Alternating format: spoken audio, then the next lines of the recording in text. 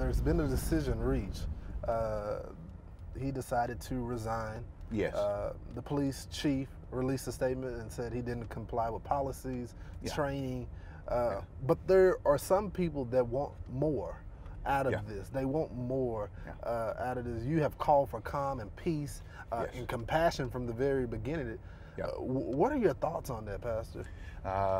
My thoughts now are, like I said, the straight up thought I have is if I can get them to come and sit at the table. You want the officer, the children at the table. I do. Some people would say you're crazy, Pastor. I know they would. I would tell them to read their Bible, because the one that I believe says that that's what we're supposed to do. If we have a problem, let's go to the elders. And if we can't get it resolved with the elders, then let's bring a few more on and let's sit down and have this thing, hash it out. Then it also says in Luke 12:58, it says that, listen, let's agree, let's talk this thing out before we get to the judge, because if we get to the judge, then we got to go to full measure. And that's what's happening. When they pony up with the attorneys, and I'm not saying that they shouldn't, I'm saying that this is what my preference would be, that they would decide. I would rather have a conversation where we come together and let's make amends and let's do the right thing.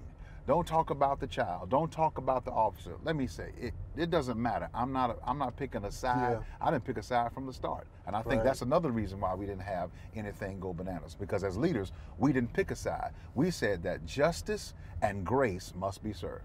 Justice, yes, he did something to the point where that means he would lose his job, but we're not condemning him. Grace.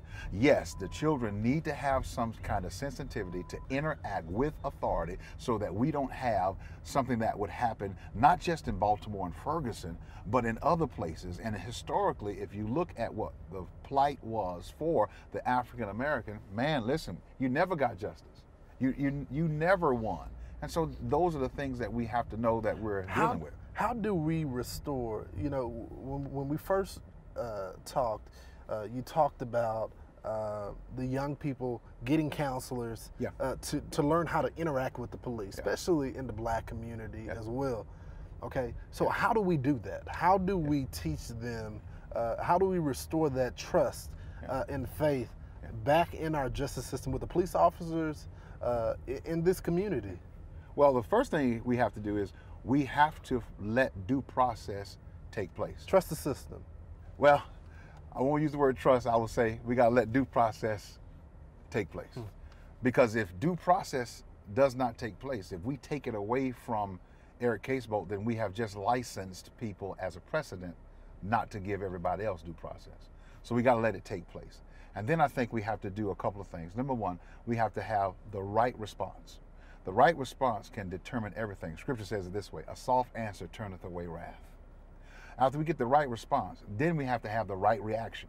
The proper reaction is not just to obey, but use the word comply. Once you comply, then you can find out the information necessary so that you can answer appropriately. And that's the other one. Finally, you have to respond appropriately. I need to be saying the things that are appropriate. When you look at the entire incident, I think that everybody should come to the table and let's make amends. Pastor, are you willing to be the one to lead that conversation?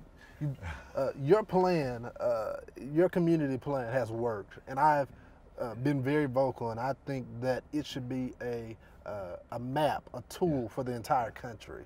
We haven't saw this happen. This has been literally almost every week something between the cops against the Black community. The cop, you know, there's been so much division and hate, yet it's peace in McKinney. Well, we get past our experiences. I mean, you got Black cops that do bad things just as much as white cops. I mean, just there are all kinds of crazy things. But I think the model of take it at the head. You don't have a right as a leader to shrink back. If you do, you disqualify yourself for leadership. Once you take it at the head, you can't do it alone. No man is an island of himself. I was surrounded with pastors. And listen, the pastors not only showed up, and we didn't have ego in mind. We said, okay, listen, since you've already started talking, this is what we're going to do.